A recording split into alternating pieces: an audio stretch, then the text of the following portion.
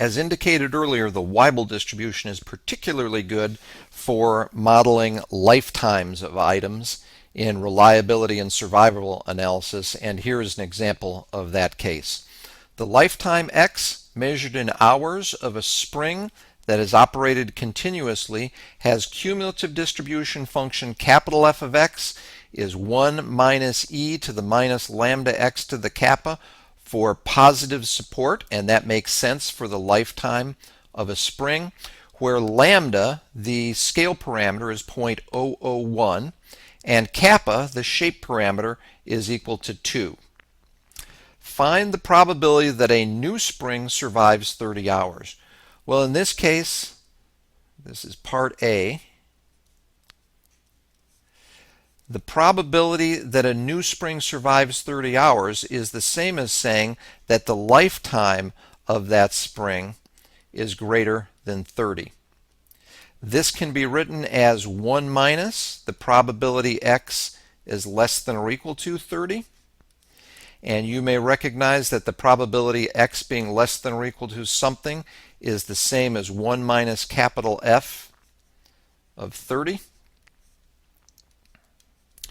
And 1 minus capital F of x is just going to leave you with e to the minus lambda x to the kappa. So this will be e to the minus lambda, which is 0.001, times x, and x in this case is 30, raised to the kappa power, and kappa is equal to 2.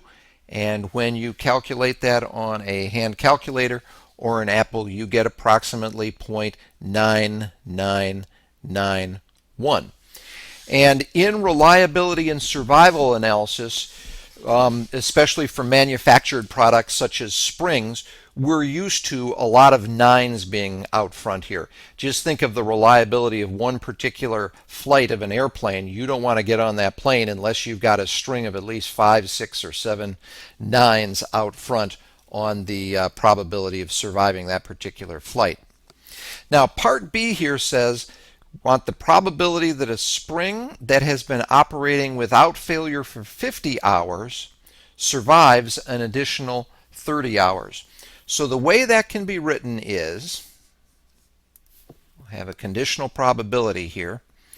On the given part, we know that it has been operating without failure for 50 hours, so we know its lifetime is something greater than 50 hours. So that's x greater than 50.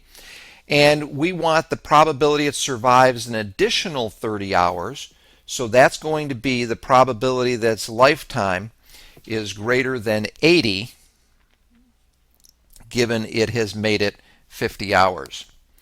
Now, using the definition of conditional probability, the probability of A given B is the probability of the intersection of these two events, and the intersection of those two events is going to be the probability x is greater than 80, divided by the probability of the given event, and the given event in this case is x greater than 50.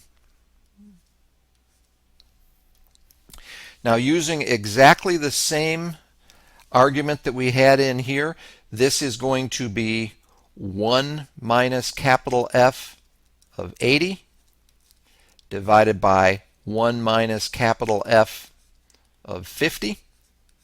1 minus capital F of 80 will be e to the minus 0.001 times 80 squared, and 1 minus capital F of 50 will be e to the minus 0.001 times 50 squared.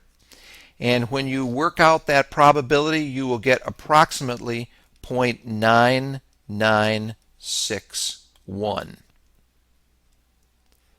Now, if your new spring lasts 30 hours with probability 0.9991, and a used spring lasts with 30 hours with probability 0.9961, the conclusion that could be drawn here,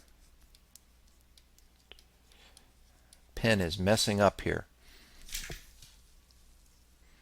The conclusion here is that the spring is wearing out. A new spring is better than a used spring.